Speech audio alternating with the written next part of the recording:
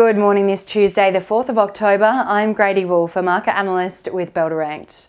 Well, the US market has started the new month and quarter on an upbeat note, as weaker than expected manufacturing data prompted investors to rethink just how aggressively the Fed's upcoming interest rate hikes will be, as the economy is starting to show little signs of slowing. The Dow Jones Industrial Index posted the biggest gain of 2.66% at the closing bell, while the tech-heavy Nasdaq closed 2.3% higher and the S&P 500 added 2.6%. US government bonds also rallied sharply on the first trading day of the fourth quarter, with the yield on the 10-year Treasury note sliding 0.18 percentage points as its price rose. Lawmakers in Russia's lower house of parliament have unanimously approved moving forward with absorbing full Ukrainian territories captured by Russia, despite battlefield setbacks and a lack of control over the four new areas. Ukrainian President Volodymyr Zelensky has vowed to retake all land seized from his nation. The new month rally extended into Europe, with Germany's DAX adding 0.8% and the French CAC lifting 0.55% to start the new month.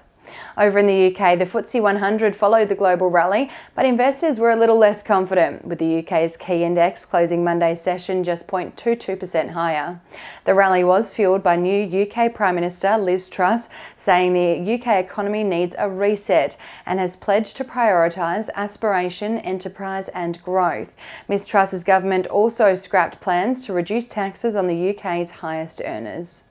Taking a look at commodities, Brent crude settled 4.08% higher at $88.61 a barrel. Gold is trading 2.43% higher at just under $1,700 an ounce, but iron ore is down almost 3% at $98 a tonne.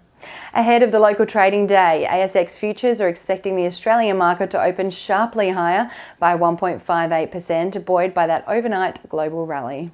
On the economic data front, investors will be keeping a very close eye on the RBA's interest rate decision for Australia's cash rate for this month, which is out at 1:30 p.m. Eastern Daylight Savings Time today. New home loans and building permits data for August are also released today, which will give an insight into the country's building and property market for August.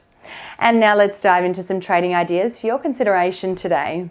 Bell Potter has maintained a buy rating on Cogstate and increased its price target on the neuroscience technology company from $1.95 to $2.20 per share, driven by a modest decline in weighted average cost of capital due to decreased risk associated with future earnings, FDA regulatory approval and CMS reimbursement, and the evolving clinical trial execution of Azaya strategy into dementia ecosystem.